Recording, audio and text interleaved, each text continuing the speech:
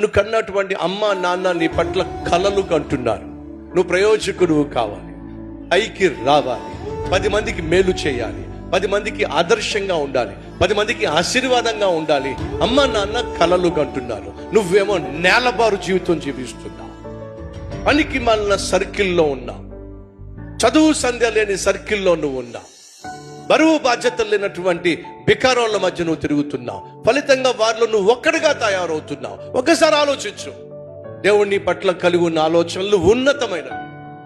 పనికి మాలిన వాళ్ళతో తిరుగుతున్నావు, పనికి మాలిన వాళ్ళతో తాగుతున్నావు, పనికి మాలిన వాళ్ళతో తందనాలాడుతున్నావు, పబ్బులకు వెళ్తున్నావు, పార్టీలకు వెళ్తున్నావు, క్లబ్బులకు వెళ్తున్నావు, నీ శరీరాన్ని జీవితాన్ని నాశనం చేసుకుంటున్నావు, నేలబారు జీవితం జీవిస్తున్నావు. కాబట్టే కన్న అమ్మకు నాన్నకు సంతోషాన్ని ఇవ్వలేకపోతున్నావు. నిన్ను సృష్టించిన దేవుణ్ణి కూడా నువ్వు ఏడిపించేస్తున్నావు. లే, ఆ చెత్త గ్యాంగ్ నుంచి బయటికి రా.